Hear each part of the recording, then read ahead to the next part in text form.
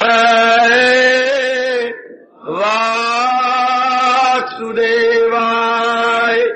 हरिये परमात्मने प्रेरणक्लेश नाशाय गोविंदाय नमो नमः गोविंदाय नमो नमः। श्री कृष्ण गोविंद हरे मुरारी हे नाथ नारायण वासुदेव।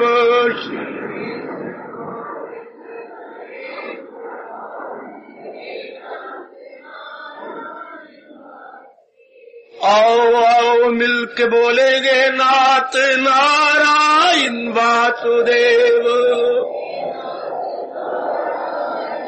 आओ प्रेम से बोलेंगे नाथ नारायण वासुदेव।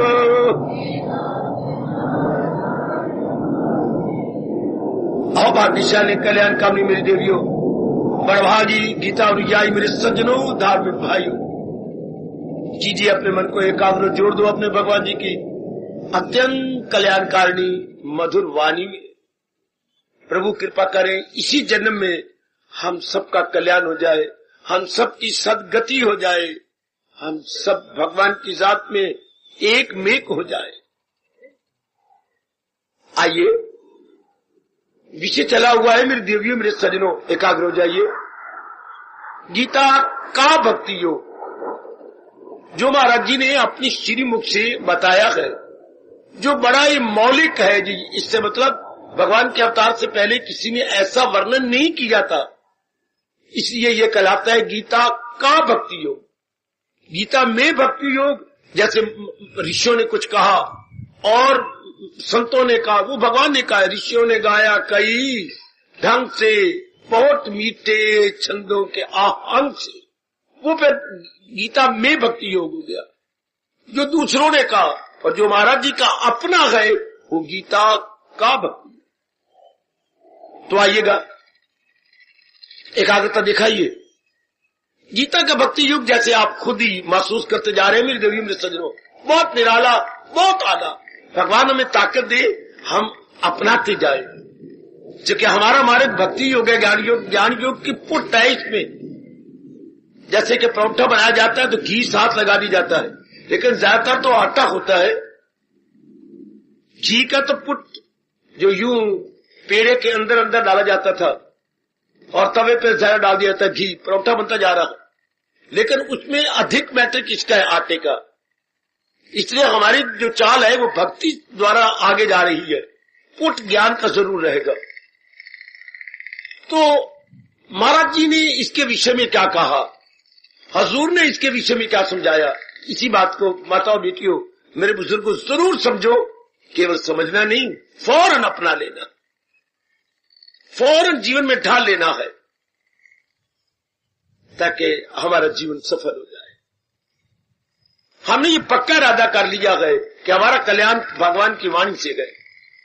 किसी का कच्चा हो तो सुन सुन के पक्का कर लो।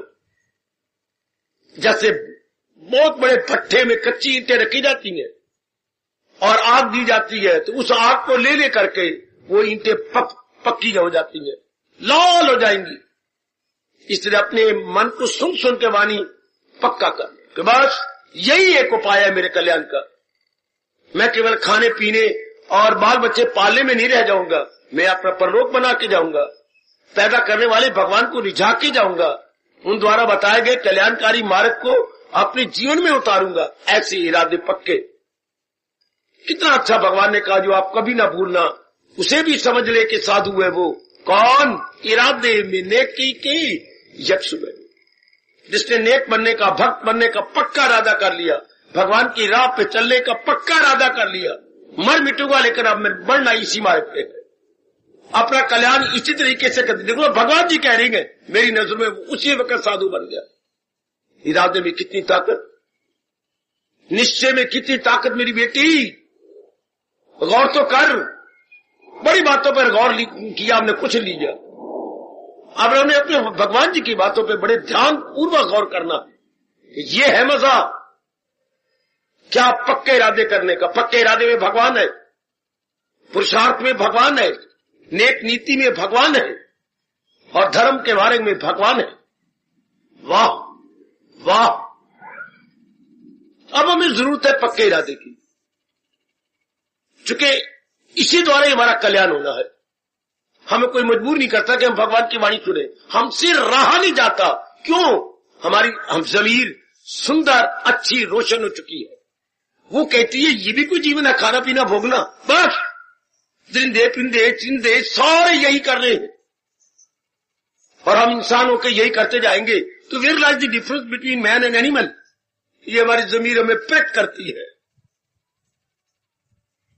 कि ये कोई इंसानियत नहीं है, ये क्या है? पशुत्व है, निरा पशुपना है।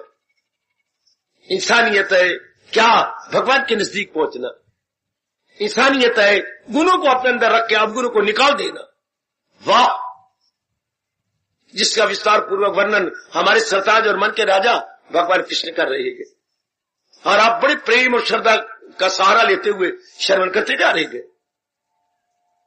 ये हमारा दृढ़ निश्चय कि इसी जन्म में हमने महाराज जी की वाणी का पूरा सहारा लेकर तर जाना है। पूरे सहारा का मतलब होता है बुद्धि, मन और तन में एक जैसी भाव, इन तीनों में कोई फर्क ना हो। वो कहते हैं वो पूर्ण रूपेण भगवान का भक्त है, अर्थात उसकी बुद्धि, उसके इरादे में, उसके विचारों में, उसके कर्मों में कोई फर्क नहीं। ये तीनों ही सीधी लाइन में जा रहे हैं।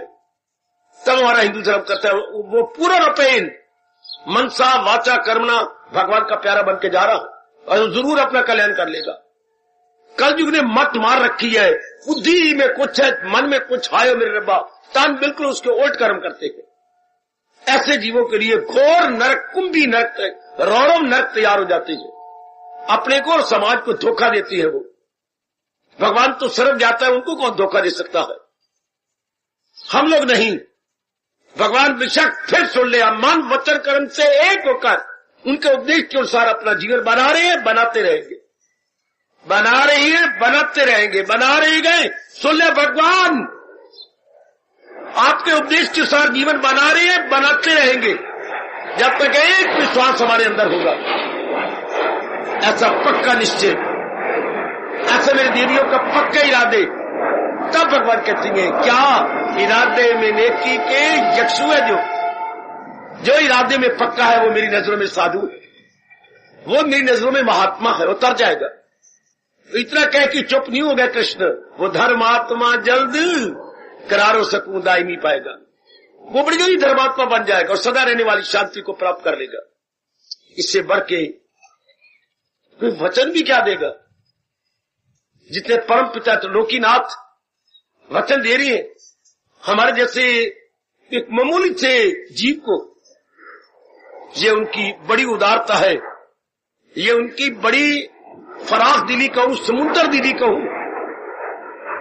हम लाभ उठा रहेंगे, उठाते चले जाएंगे और जैसे महाराज जी ने कहा ऐसा इरादा हमारा है, सदा बना रहेगा, सदा ये इरादा बना रहेगा। आपके पास क्या गारंटी है तो सही, ठीक, so for this present time is concern, लेकिन सदा बना रहेगा। हालात बदलेंगे, हाँ, वायुमंडल बदलेगा, घर के हालात बदलेंगे, शरीर के हालात बदलेंगे, तो आपके पास क्या गारंटी है कि ये इरादा बना रहेगा?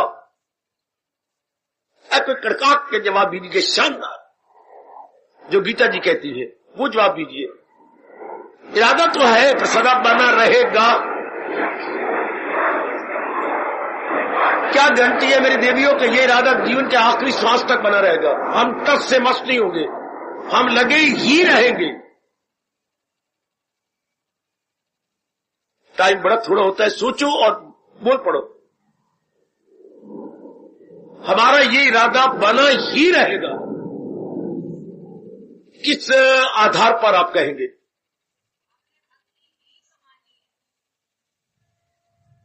ये तो बहुत सुंदर आपने कहा, अच्छी बात है, फिर भी जरा और सोच लो। हमारे मन में ये आ गया कि इसके बिना चारा नहीं, 2 कदम और बढ़ चलो। हमारे पास क्या गारंटी है कि ये इरादा बना ही रहेगा? कई गिर गए, कई पीछे हट गए, कई जबान से बातें बनाते रहे, उसे व्यवहारिक रूप नहीं दे सके। अटूट श्रद्धा का प्रमाण क्या होगा? फिर सवाल खड़ा हो जाएगा। इरादा है और ये सदा बना रहेगा। हमारे पास प्रमाण,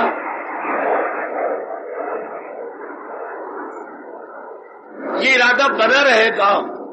सुनिए, आप नहीं दे पाएंगे आप।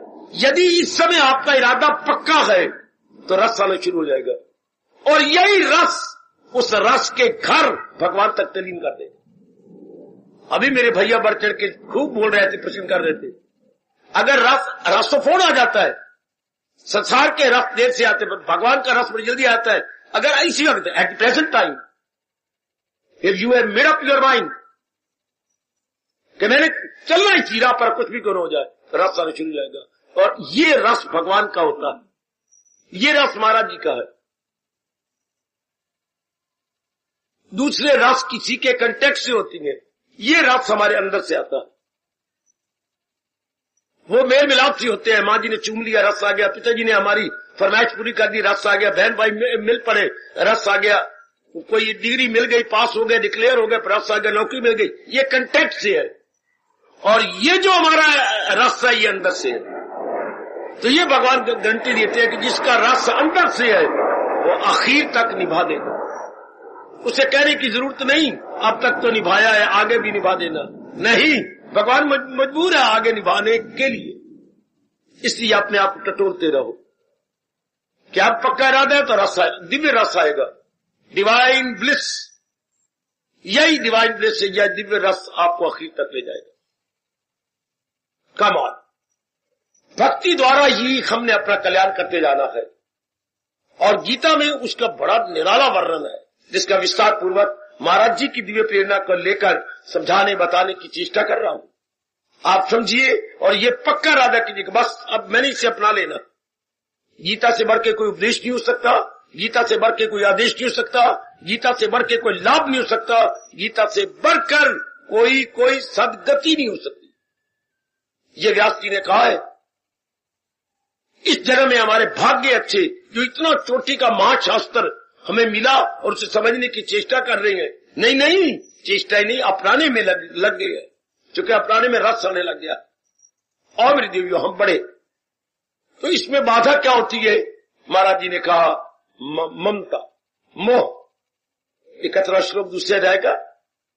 ये जीव को खराब कर देता है, ये जीव को बर्बाद करता है। नहीं, चुटकियां मार कोई चीज आपसे छीनी नहीं जा रही, कोई ली नहीं जा रही, कोई मांगी नहीं जा रही।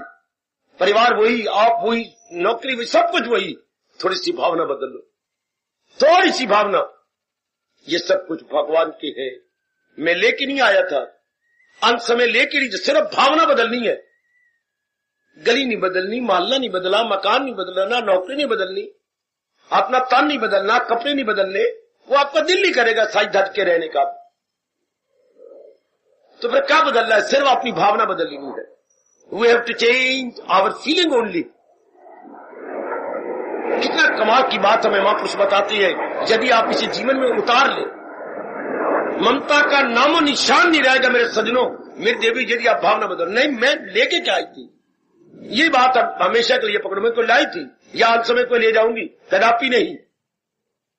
ये मन की भूल भुलैया जिन अपनी छाप लगाए फिरता है, ये मेरी क्या, कोई लाए थे या ले जाएंगे। ये मन को उलझाने वाली बातें जो मेरी कहने का हक क्या है? हमने अपनी आंखों के सामने देखा, दादाजी कुछ ले गए, पिताजी कुछ ले गए, चाचा कुछ ले गया और नाना कुछ ले गया। कितने आकड़ता था नाना हुक्का पीती बात।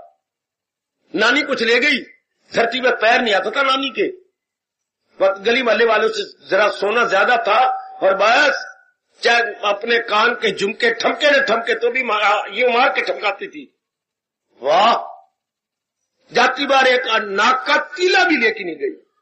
वाह नानिये, बच्चों की कलम की किलकानिये। ना भी बचता हो ना तो खामा का यूं मार देना, फिर कभी यूं मार देना। वाह, क्या ले गए? मिट्टी ले गए अपने साथ। बड़े बड़े देखे हम लोगों ने अपनी गली में, मोहल्लों में, अपने कॉलेजेस के अंदर, यूनिवर्सिटियों के अंदर। कुछ नहीं, सब चारों कन्या झाड़ चले। अगर आप ऐसे विचार बनाए और हमारी बारी भी लगने वाली, सारे हमारे से बड़े बड़े चले गए, अब नंबर हमारा ही लगना है। हमारी आंखों के सामने कई गए, क्या हाथ पसारे चले गए, हाथ पसारे चले गए।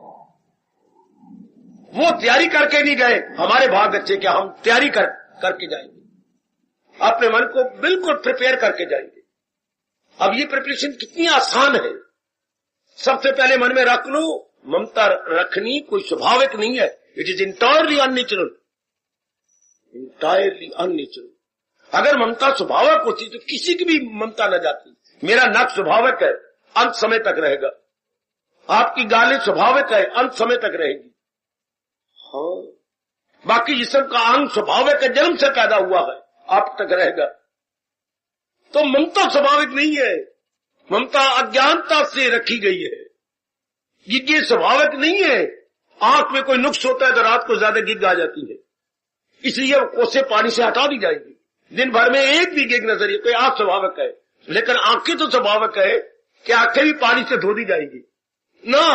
आंखों में जो ऊपरी चीज आई है, सुपर इम्पोज हुआ है, simply we have to remove that which is not natural. Follow me. जो चीज सुपर इम्पोज हुई है, आरोपित हुई है, अपना शब्द है आरोपित, थी नहीं, आरोप की गई है, सुपर इम्पोज की गई है, वो हटा दी जाएगी। तो मोह आरोपित किया गया, वरना तो किसी का भी मुंह ना जाता, कोई भी निर्मोही न बनता। वाह वाह, बड़े निर्मोही बन गए, बड़े निर्मोही बन गए। परले दर्जे का भर्तृहरि क्या था, मोही था, परले दर्जे का। इन्होंने बहुत चोटी का शास्त्र भी लिखा है, वैराग्य शतक जरूर पढ़ना। मथुरा वालों ने व्याख्या की है, ओए होए, ऐसी अच्छी व्याख्या मैंने नहीं पढ़ी, आपकी लाइब्रेरी मिलती है। वैराग्य शतक व्याख्या मथुरा से बहुत ही अच्छी, जब उसको इतना चोटेगा। और अगर कभी आप उसका पढ़ लो, श्रृंगार शतक, आप कहेंगे भर्तृ तुझे 100 लानते। ये क्या था, मुंह में मरा हुआ था अपनी पत्नी के। उस वक्त उस नालायक भर्तृ ने पत्नी के एक एक अंग की बेशर्मी से वर्णन किया। उसका नाम है, मैंने क्या कहा, श्रृंगार शतक। हम कहेंगे ये वो भर्तृ है जिसके श्रृंगार शतक लिख के वैराग शतक लिखा है। कोई कोई कोई कोई कोई कोई दोनों ही चांदनी और अमावस्या जितना अंतर है। कहां वो भर्तृ, कहां वैरागी भर्तृ, कहां रागी भर्तृ। यहां से आपको पता लग जाएगा कि ओह, ये स्वाभाविक नहीं है। जरूर मेरी बच्ची अपने घर में रखे वैराग्य शतक, 100 श्लोक है वैराग्य पर। श्रृंगार शतक आप न पढ़ना पुत्र, मेरी कसम, श्रृंगार शतक न पढ़ना। वो भर्तृहरि ने तब लिखा जब वो नालायक था, जब वो पत्नी पर मरने वाला एक शैतान था, तब इसने इतना गंदा वर्णन किया है अपने शरीर का, आपके शरीर का। वो पढ़िए, जीवन भर अपने साथ रखिए, व्याख्या सहित भर्तृहरि का वैराग्य शतक। क्या दुनिया के पर्दे फाड़ के रख दिए, दुनिया को मुझे माफ करना नंगा करके रख दिया कि ये है दुनिया जिसमें तुम मरते हो और जान देते हो। एक एक श्लोक करोड़ों रुपए का, मैं कहूंगा लाख का नहीं, करोड़ों का है। शाबाश, जरूर पढ़ना मेरे कहने पर, और अपने घर में रख लो। ये नहीं कि लाइब्रेरी का उठा के घर में रख लेना। मिलता है मथुरा से, एड्रेस नोट कर लो और बस आपको मिल जाएगा। मेरे कहा इन्होंने कीमत को बढ़ा दी, 10-12 रुपए कर दी, कोई बात नहीं, बड़ी अच्छी व्याख्या, बहुत अच्छी व्याख्या। हम कहते हैं ये भर्तृ जो वैराग की धज्जियां उड़ा चुका है। इसलिए मैं हर एक बुजुर्ग भैया, मैया और बेटी से कहूंगा, क्या ये मन में रख, धारणा या मान्यता हटा दो। क्या क्या कि राग स्वाभाविक है? नहीं, वैराग स्वाभाविक है। सुनिए, वैराग का मतलब क्या होता है? वैराग का मतलब होता है वियोग। वैराग का मतलब होता है सेपरेशन, डिपॉल्टिंग। डिपॉल्टिंग जैसे अभी देखो गाड़ी आती है, हमें अंग्रेजी बोलते हैं अराइवल। तो अराइवल सच्चाई नहीं है, डिपार्चर सच्चाई है। अराइवल कब सच्चाई होती है? फिर आपको मार पड़ेगी, इसमें सच कहता हूं। अराइवल कब सच्चाई होती है? हम अराइवल को कब सच्चाई कहेंगे? आज शाबाश, कौन बोला है? बहुत अच्छे पुत्र, बहुत अच्छे पुत्र। अराइवल तब सच्चाई होता अगर आए और जाए। यह है अपने व्यास जी का फरमान। बहुत अच्छे मेरे बेटे, हार्दिक आशीर्वाद। आए, अराइवल कब सच्चाई मानी जाएगी? आप सब बोल पड़ो, आए और जाए। जो आए और जाए तो फिर आना क्या सच्चाई होगी? अहो भाग्य, आप हिंदू घराने में पैदा हुए हैं। अहो भाग्य, आप गीता जी के अनुयायी बने हैं। अहो भाग्य, आप हिंदुस्तान में पैदा हुए हैं जिनकी संस्कृति व्यास जी द्वारा प्रकट की गई है।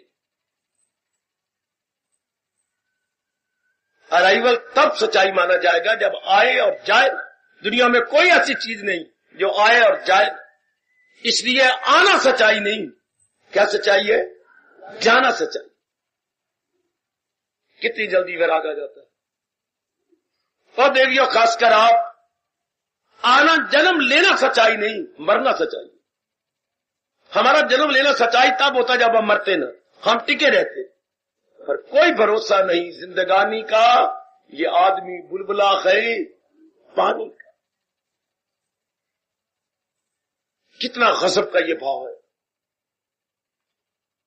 अराइवल सच्चाई नहीं, डिपॉर्चर सच्चाई है। अराइवल कम कह बेटे आगमन, आगमन सच्चाई नहीं। इसका उल्ट क्या होता है? गमन। गमन सच्चाई है, आगमन सच्चाई नहीं। पल्ले बांधो ना, अपनी संस्कृति कितनी चोटी की है, कितने उच्च विचार है हमारे, कितनी बुद्धि खुलती है यदि इसी पर एकांत में बैठ लो। क्या जन्म लेना सच्चाई नहीं है? जन्म लेना तब सच्चाई होती जब इसे मौत स्पर्श न करती। कोई पता ही कोई नहीं किस वक्त मौत आ जाए। इसका मतलब जाना सच्चाई, आना सच्चाई नहीं, जाना सच्चाई। आहा, बच्चा पैदा होता है, ध्यान देना जरा।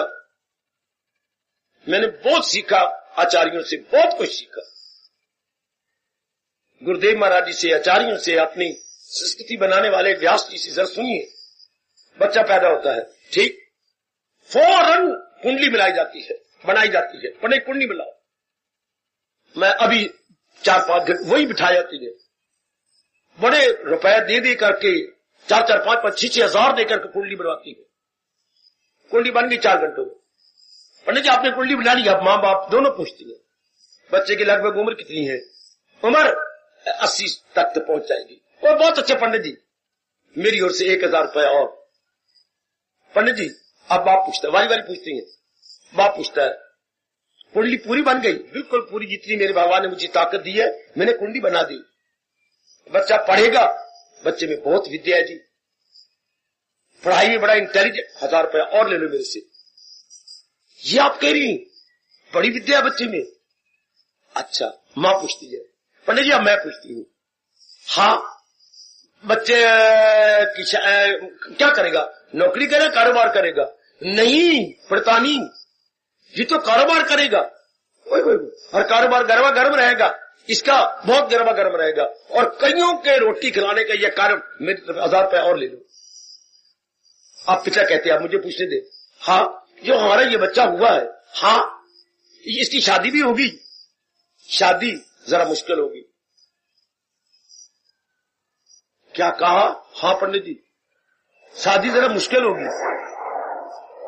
तब ये तो नहीं कहा जो 2000 रुपए वापस ले दे, ये नहीं कहा शादी मुश्किल होगी। क्या बात, इसमें गुण इतनी है, ये लाखों पति कहलाएगा, तो ऐसी लड़की का मिलना बड़ा मुश्किल, इसकी मशहूरी बड़ी हो जाएगी। ऐसी लड़की का मिलना बड़ा मुश्किल। पंडित जी सच? हाँ, 2000 रुपए हमारे से और ले लो। इतना पॉपुलर हो जाएगा। पॉपुलर मतलब क्या होता है बेटे? लोकप्रिय। पॉपुलर इतना लोकप्रिय कि इसके मुकाबले की लड़की का मिलना बड़ा मुश्किल हो जाएगा, संयोग मिलना बड़ा मुश्किल हो जाएगा। तो पर हमारे बच्चे की शादी नहीं, कुंवारा रह जाएगा। नहीं महाराज, जब आप तरस जाओगे इसकी शादी हो जाएगी, लड़की मिल जाएगी। अच्छा पंडित जी बहुत अच्छी बात, आगे इसके लड़का होगा, इसके जोड़ा है जी। है सुन ला भागा भरिए, और देख पंडित जी की कहते बहन, क्या कह रही हो? जोड़ा होगा। होंगे लड़के हैं, दोनों लड़के इसकी मुकद्दर में, पर जोड़ा है। चलो कोई बात नहीं, एक मेरी बहू पाल लेगी, एक मैं पालने वाली, एक मैं पालने वाली, एक वो पालेगी, कोई ऐसी बात नहीं, नो वरी। अच्छा चलो, बड़े खुश हो गया, ये सारी बातें पूछ ली। अच्छा, उनके वो बच्चे वो भी बड़े अच्छे नजर आ रहे हैं। अब सारी बातें पूछ रही हैं। किसे बड़वे ने ये भी आज तक पूछा ये मरेगा कि नहीं मरेगा।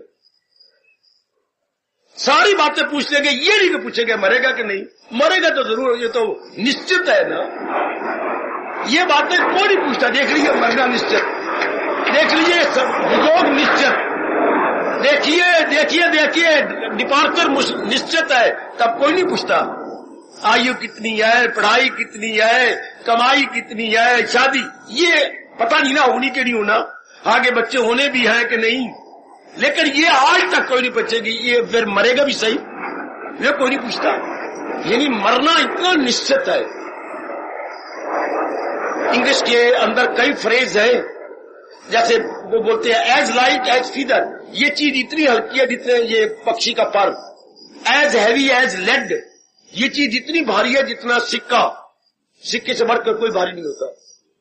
एज ब्राइट एज डे, इतना चमक है जितनी के दिन में होती है।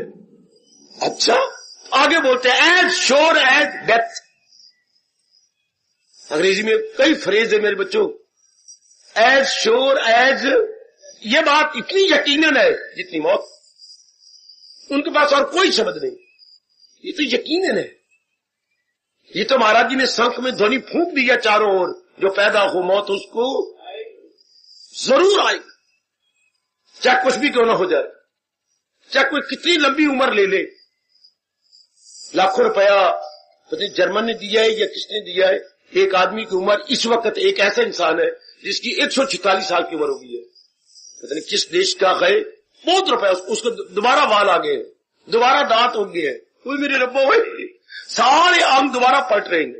दुनिया को वो हैरान कर रहा है, परेशान कर रहा है, और बहुत इनाम भी जा रहे हैं कि जिंदा रहो साला, जिंदा रहो, वो जिंदा रहे, वो उससे पूछ रही है तेरी लंबी उम्र का कारण क्या है, बताई जा रहा है। लेकिन चलो और बढ़ ले, मरेगा तो फिर भी ये तो नहीं हो सकता कि मरेगा नहीं, चाहे बहुत लंबी उम्र लेगा दुनिया भर के अंदर, लेकिन मरेगा जरूर, शरीर तो छुटेगा।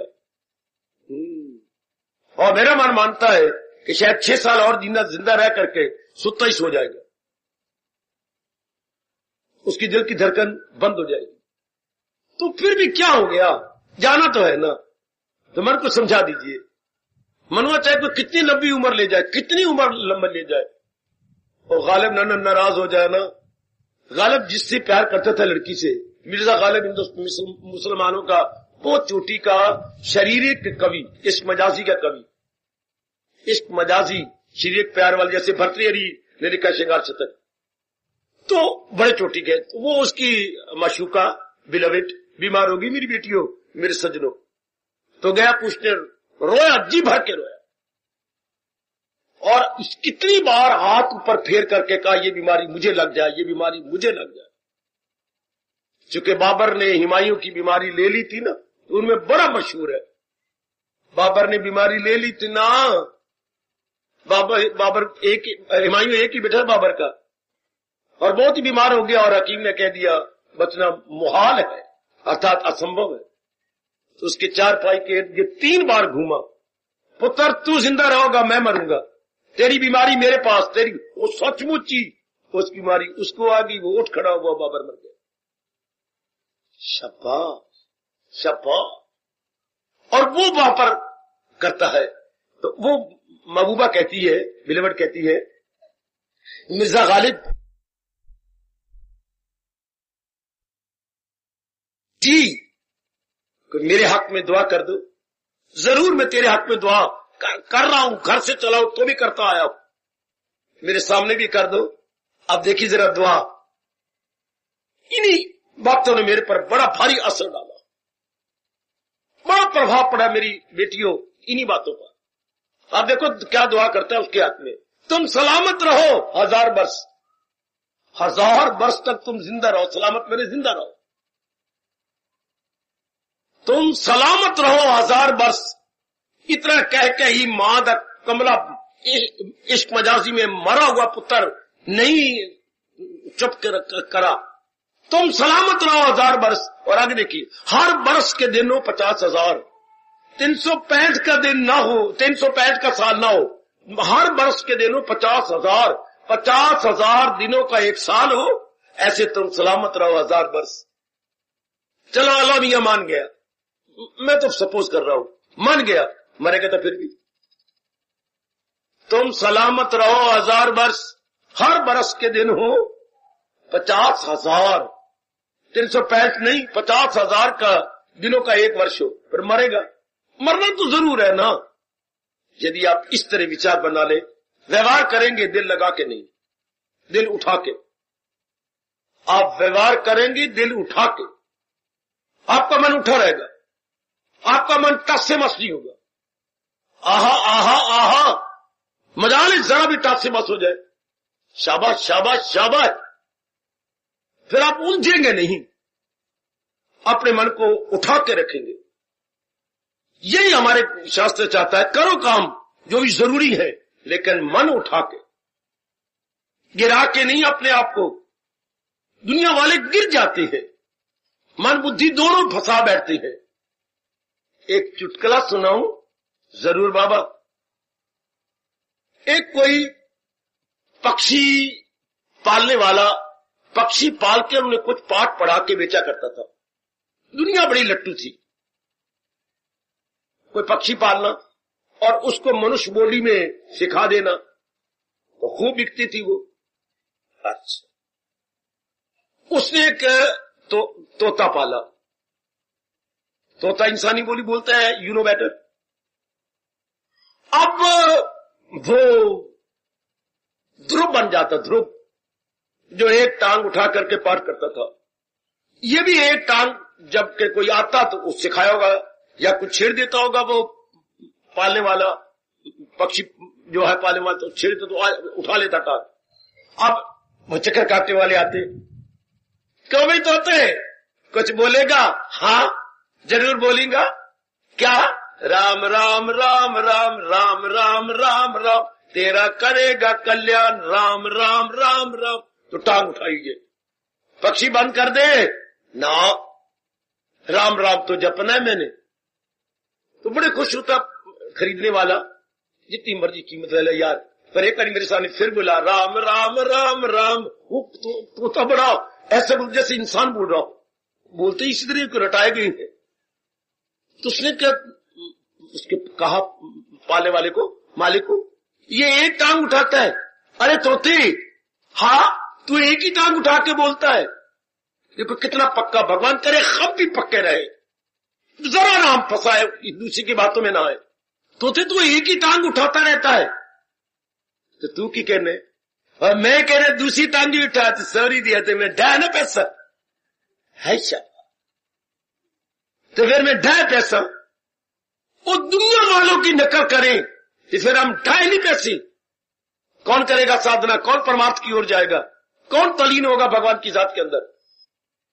पक्षी भी हमारा इंस्ट्रक्टर है, हमें शिक्षा देता है कि अगर मैं मन और बुद्धि दोनों फंसा के काम करूं तो मैं ढाई नहीं पैसा। अर्थात man fallen, fallen not Ryzen, fallen and fallen for ever. फिर इसका उठना बड़ा मुश्किल होता है, फिर जीव भगवान की नजरों से गिर जाता है। पैरों से गिर के उठना आसान, किसी की नजरों से गिर के उठना मुश्किल होता है। समझी बेटी, पैरों से गिर के उठना आसान, लेकिन नजरों से गिर के उठना बड़ा मुश्किल। भगवान करे आप किसी की नजरों में, खासकर जिनके साथ आपका संपर्क है, कभी भी ना गिरे। कोई ऐसी गलती ना हो जो आप किसी की नजरों से गिर जाए। तो भगवान के प्यारे आप जैसे पक्के होते हैं, वो अपने इष्टदेव की नजरों से कभी नहीं गिरते। समझा लीजिए अपने मन को, और ये हमेशा के रख लो कि मोह अस्वाभाविक है। हाँ, निर्मोही होना या निर्मोह होना ये स्वाभाविक है, मोह अस्वाभाविक है। It is entirely unnatural. बेवकूफी गलती से हम लोगों ने इन प्राणी पदार्थों के साथ मोह के, ये मेरे हैं, मेरे तो है ही नहीं, क्योंकि आप में सत्वगुण बड़ा हुआ और कल्याण की इच्छा है। चुटकियां मार के आप अपने मोह को भगा देंगे। तो जिस दिन आप मोह सारा चले जाएगा, आपकी बड़ी उन्नति हो जाएगी। जहां तक भक्ति की बात है, विश्वास करो मेरी वाणी पर बेटे, बड़ा आसान है आपके लिए मोह को हटाना, क्योंकि सतोगुण जो बड़ा हुआ है आपके अंदर, सब चीजें जा रही हैं। बार बार समझाइए, कहना है मैंने गिरना नहीं है, मैंने दिन ब दिन उन्नति करते चले जाना है, और सब चीजें ये भगवान की मेरे से आज भी लिए दी गई और कल मैंने आज भी छोड़नी, कल भी छोड़नी। अपने आप को टिका हुआ मत मानो ना, अपने आप को मानो क्या अनित्यम, ये सब चीजें अनित्य है, नित्यम नहीं।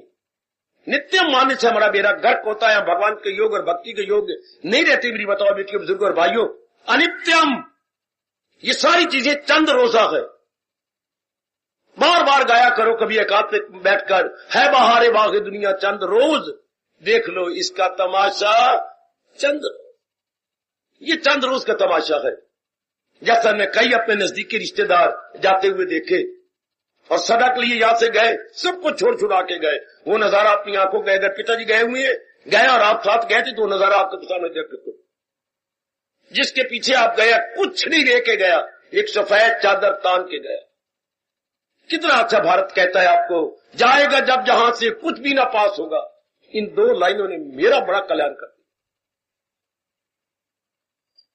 जाएगा जब जहां से कुछ भी ना पास होगा, 2 गज कफन का टुकड़ा तेरा लिबास हो।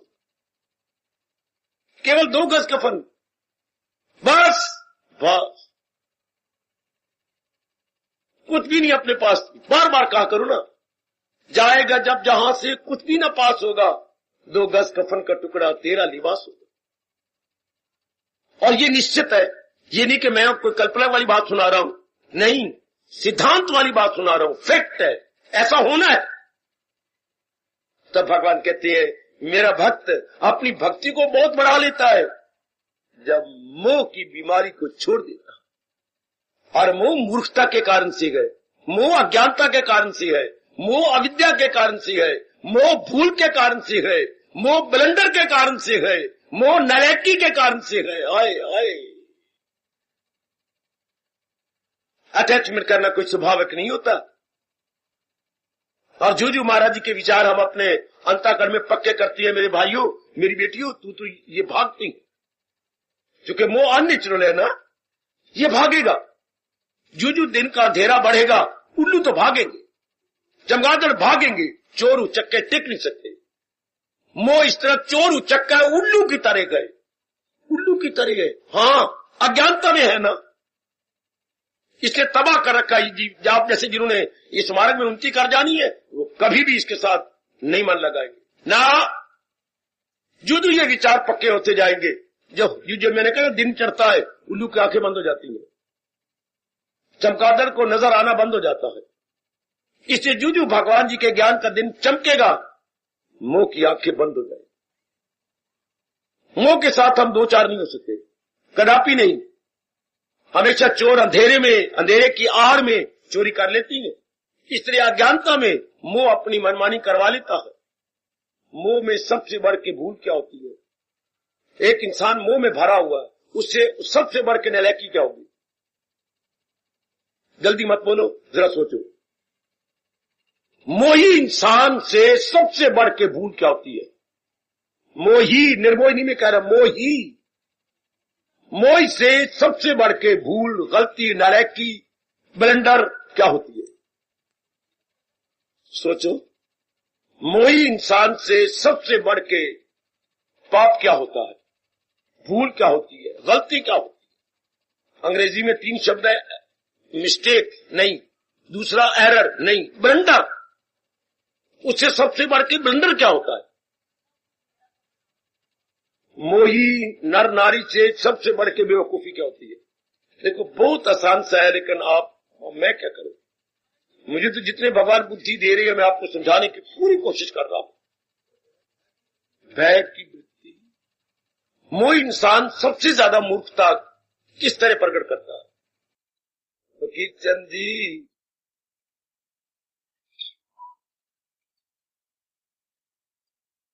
बहुत दूर जा रहे हो। बेटी मैं क्या कहूं? नहीं, क्या फरमा रहे हो?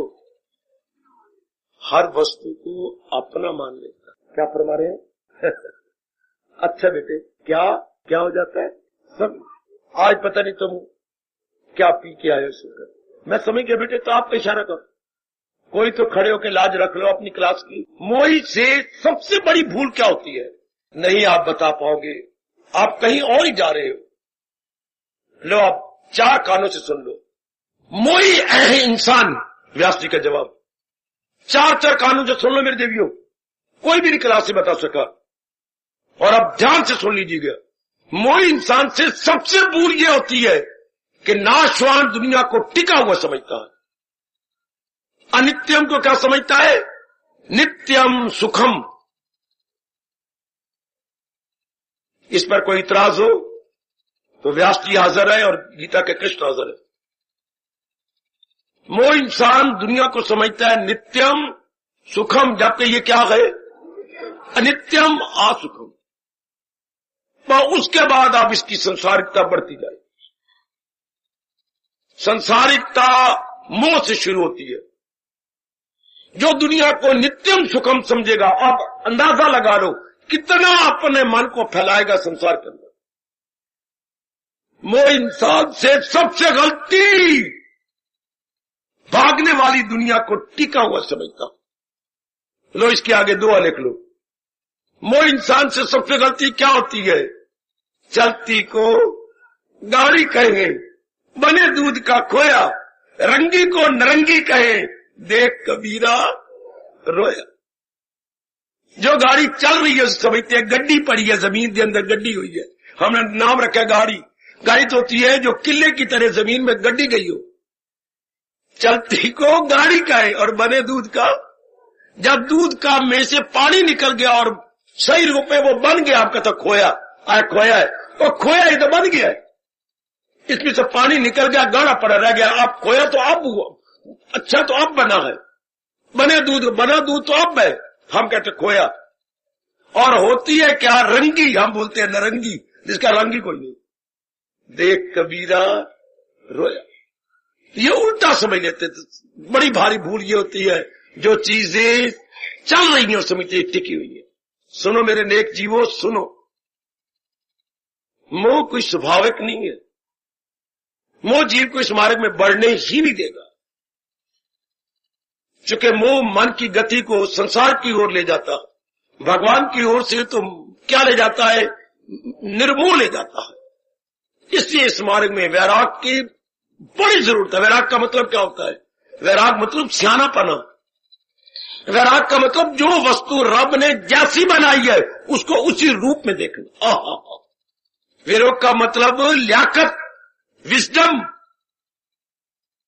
वैराग का मतलब सियानापना। जैसे रब ने उस चीज को उसी तरह देखे जैसे बनाई है। हम क्या देखती हैं? हमारी बुद्धि पर मोह आ जाता है, चारों का प्रभाव डालकर उसको देखती है। यह गलत हो गया। रूप में देखो जिस रूप में रब ने बनाई है। See the things as they are, see the things as they are, not as you think, not according to your thinking, but see the things as they are. Longfellow ने अपनी साम ऑफ लाइफ को कितना अच्छा गाया। साम of life Longfellow की अलग अपनी कॉपी में लिख लो, बड़ी नसीहत भर दी। उसकी शुरुआत यहीं से होती है साम ऑफ लाइफ की। Things are not what they seem. चीजें जिस दृष्टि से हम देख रहे हैं उस दृष्टि, ये थोड़ी चीजें हमारी दृष्टि में तो ये चीजें टिकने वाली हैं, ये तो जा रही हैं। Things are not what they seem. इसलिए हमारे यहां एक शब्द है माया। मां जमा या, मां मैंने ना, या मैंने वो जैसे तू देख रहा है ऐसी नहीं है, तो मोह तो रह नहीं सकता मन के अंदर। सबसे पहली बात ये है, सबसे पहले संसार को क्या देखना चाहिए? यहां की कोई भी चीज नित्य नहीं। क्या आप सबने ये बात पक्की कर ली? रोज गीता जी का सत्संग सुनकर, गीता जी की फिलॉसफी सुनकर मेरी बेटियों, क्या ये बात पक्की हुई? नहीं हुई तो भक्ति में रफ्तार तेज नहीं होगी। आप कोल्हू की बैल की तरह एक ही जगह चक्कर काटती हुई दिखाई देंगी, जैसे कोल्हू का बैल पता नहीं कितने मील जुट जाता है, पर रहता एक ही जगह पर। मोह नहीं जाने देगा, मोह आगे नहीं बढ़ने देगा। आपकी रफ्तार फॉरवर्ड तब होगी, अग्रसर आप तब होंगे, अग्रसर आगे निकल जाना, जब मोह नहीं होगा। आहा, बड़े दृष्टांत इसके विषय में दिए गए हैं, बड़े दृष्टांत दिए गए। बस एक दृष्टांत मैं दे देता हूं। किसी को कोई सूचना मिली कि बड़ी जल्दी उसका बेटा जख्मी हुआ है और बड़ी जल्दी उसे अब अस्पताल में पहुंचे, कोई अस्पताल में एडमिटेड है। तो उन दिनों साइकिल सुकल नहीं होते थे, घोड़े पालते थे लोग, तो अपने घोड़े पर से काठी रखी और नीचे पेटी कसी और मारी पलाकी ऊपर और रकाबों पे पैर रख करके घोड़े को भगाने लगा। लेकिन घोड़ा तो चल के एक यूं चला, वहां खड़ा, यूं चला। क्या हो गया मेरे घोड़े को? मैं जल्दी से पहुंच गया पुत्र, चलाओ। आए मेरी प्रताप के घोड़े, चल फटाफट, चल फटाफट फटाफट। प्रताप का घोड़ा, क्या नाम था? चेतक, जो अब नाम रखे गए आपके स्कूटरों के, चेतक स्कूटर, ये घोड़े प्रताप में घोड़े का नाम था। चेतक चलो, भागो, मेरे जाना है। इतने में थोड़ी सी पौ फूटी, लोग आए, भांग पी रखी है तूने, मत मारेगी तेरी। क्यों? मेरा लड़का जख्मी हो गया, अस्पताल में दाखिल है, मैंने अभी जाना है, इसलिए मैं उतावला हूं। उतावले मां के बेवकूफ पुत्र, घोड़ा नहीं जाएगा। कि तूने मंत्र पढ़ा है? मंत्र नहीं पढ़ा। तूने फटाफट आया, ऊपर रखी अपनी काठी और नीचे पेटी बांधी और पलाकी मार करके तू रकाबों में पैर लेके रख के, तो और क्या करूं? लगाम डाली है, मैंने लगाम खींची है। नालायक, उसकी अगाड़ी पछाड़ी खोली, हाय मैं मर गया। घोड़े को अगाड़ी पछाड़ी लगाई जाती है, आगे नैल लगाई जाती है, पीछे रस्सी बांधी जाती है।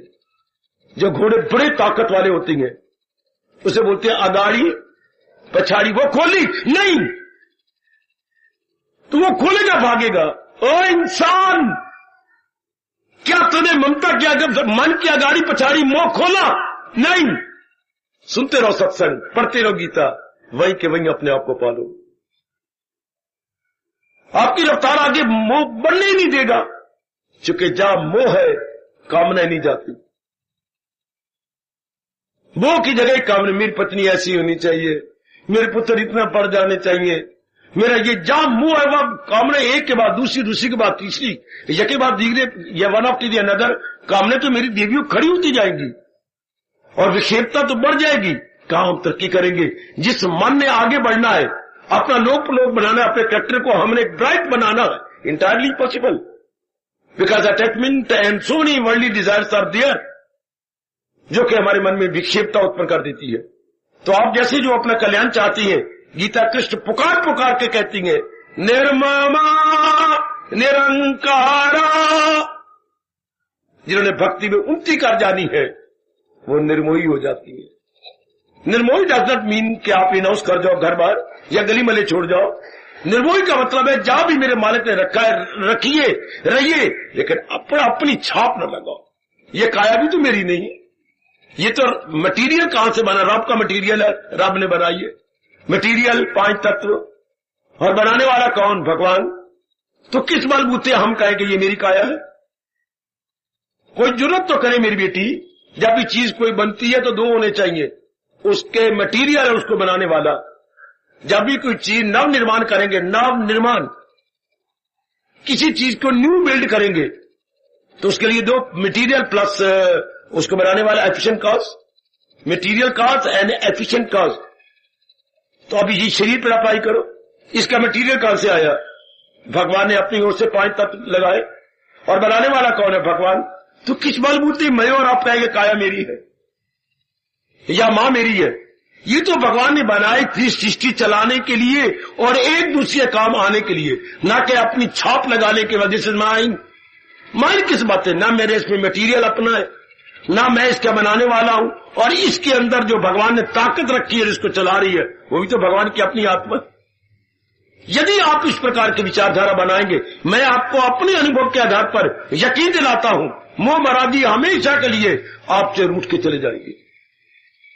कभी आपके अंतःकरण को टच नहीं करेंगे मेरी देवी, अगर आप ऐसी विचारधारा या आइडियोलॉजी या लाइन ऑफ थिंकिंग अपने अंदर बना लेते हैं तो। ये सिर्फ अज्ञानता से मुंह आया है। इसलिए भगवान कहते हैं जिन्होंने भक्ति में दिन दुगनी रात चौगुनी तरक्की कर जानी, रहो जहां मेरे परमात्मा ने रखा है, लेकिन मोह को साथ रख के नहीं, ज्ञान को साथ रख के। ज्ञान कभी मुंह नहीं आने देता। ज्ञान कहता है ये अपनी का है ही नहीं। काया माया बादल छाया, जैसे बादलों की छाया होती है, थोड़ी देर आई गए बादल, हवा उड़ा के ले गई। ये भी देख लो, दादाजी दादी को क्या काल उड़ा के ले गया, माता जी को काल उड़ा के ले गया, नाना नानी को काल उड़ा के ले गया।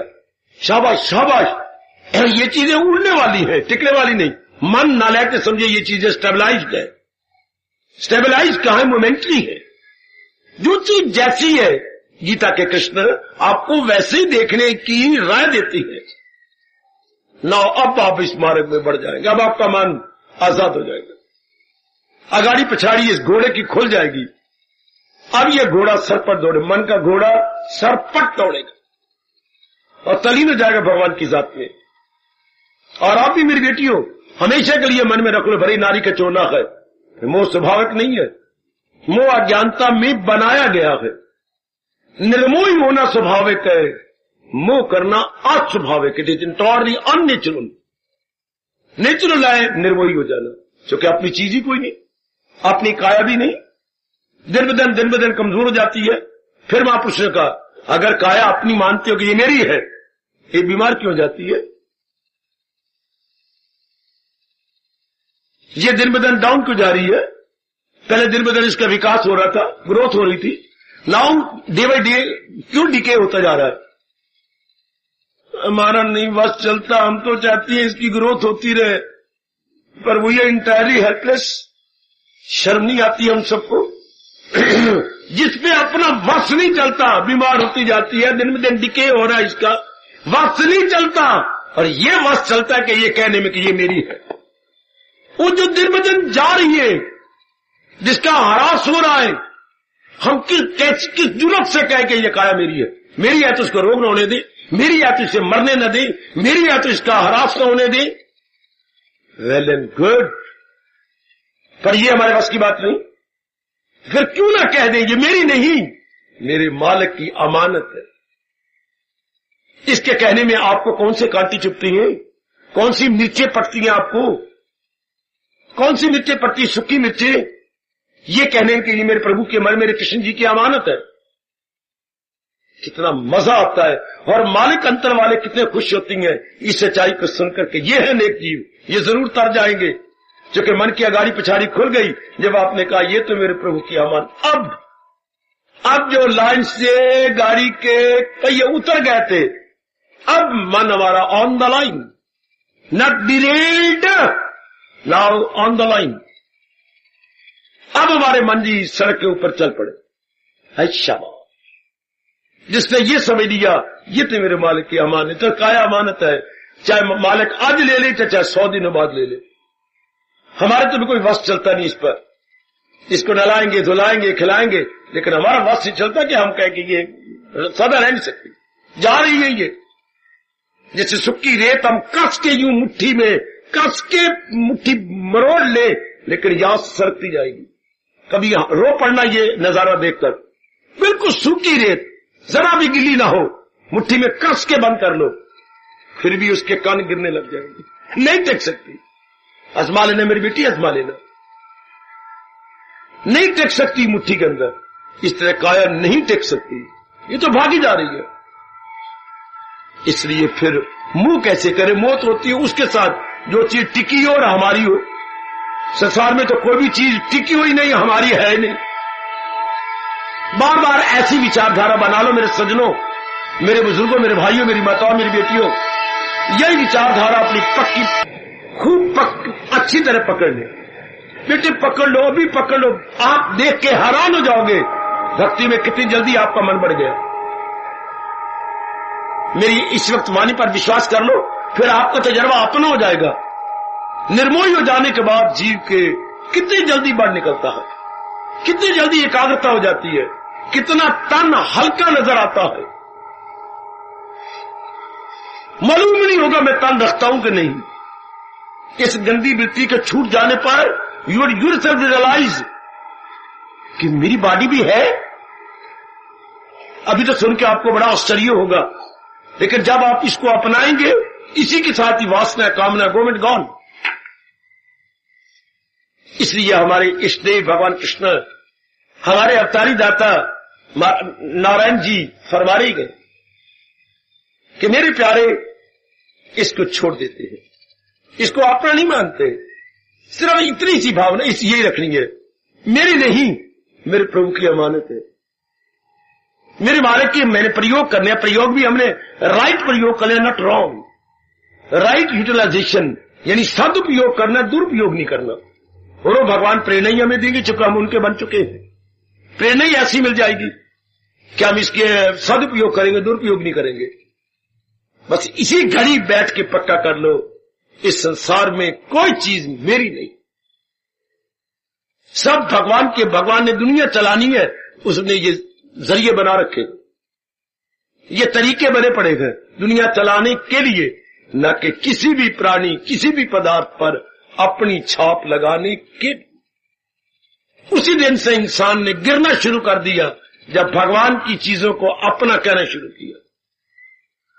उसी दिन से मेरी बेटी आप हैरान परेशान हो गई, जिस दिन से आपने अपना कहना शुरू किया, ये मेरी है। नहीं मेरी बेटे, ले तू कहां पैदा हुई, कैसे वह पढ़ी लिखी, किसने तुझे पाला संभाला। हाँ, और पराया पुत्र कहता है ये पारो न मेरी है। तुझे वहां भी कितने कहते थे ये मेरी, हमारी है, हमारी है, रही तू। अब ये कहने लग गया ये मेरी है। और ये पराया पुत्र तू कह लेगे मेरा पति है। सचमुच जरा गौर से देख, तू पराई धी, वो पराया पुत्र, कैसे छाप लगा रही है ये हमारी है। तो कभी कभी सास तेरी लड़ पड़ती है और कहते तेरे कोई बात उसे अच्छी नहीं लगती। इस पराई जाई ने मेरे घर को बर्बाद कर दिया। पराई जाई अब भी बोल जाती है, पराई जाई ने मैनू कहीं का नहीं छोड़ा, सारे गांव में मेरी नक कट के रख दी। देख ले पराई जाई। अब पराई जाई पागल समझता है मेरी है, और पराया जाया नालायक मर्द समझता है मेरा है। अभी भगवान के विचार लेके भक्ति द्वारा हमने मर जाना है। अभी राइट थिंकिंग ले ले ना, मेरे मालिक, मेरे अंतर्यामी, मेरे सर्वव्यापी भगवान जी, इस संसार में जो कुछ भी है सब आपका है, हमने प्रयोग करना है और सब चीजें यही छोड़ के इस संसार से निकल जाना। ऐसा जीव मुक्त हो जाता है और जब तक जिंदा रहता है मेरे सज्जनों, क्या बड़े आराम से जिंदगी के दिन काट लेता। चूंकि मोह ही कारण था, विषेपता का, कामनाओं का, वासनाओं का, वो ड्यू टू अटैचमेंट। तो जब कारण नहीं तो कार्य क्यों होगा? नो काज नो इफेक्ट, ये नियम है मेरी बेटी। कारण नहीं तो कार्य कैसा, कारण नहीं तो कार्य कैसा। शायद मेरी माता भोली भाली, कुछ मेरे बच्चे भी नहीं समझेंगे। मुझे कांटा लग गया, मुझे जोर की पीड़ा मार रही है, मैं चीखे मार रहा हूं, मुझे बड़ी दर्द हो रही है, दर्द हो रही है। आप आए, आपने लगभग करके थक भूख लगा दी, ठीक हो गया? नहीं मुझे दर्द हो रही है, बड़ी जोर की दर्द हो रही है। अब कोई और आया, उसने कान से मैर निकाली और यह लगा दी, ठीक हो गया? नहीं दर्द हो रही है। अब आप आई, अब आप घी ले आके चौपड़ दिया ऊपर, अब ठीक हो गया? नहीं मुझे दर्द हो रही है बड़ी जोर की। वो मेरी अम्मा आई, जाड़ा कराऊं पारा कराऊं, खैर न हुई तो मैं की कराऊं, जाड़ा कराऊं पारा कराऊं, खैर न हुई तो मैं की कराऊं, ठीक हो गए? नहीं मुझे दर्द हो रही है।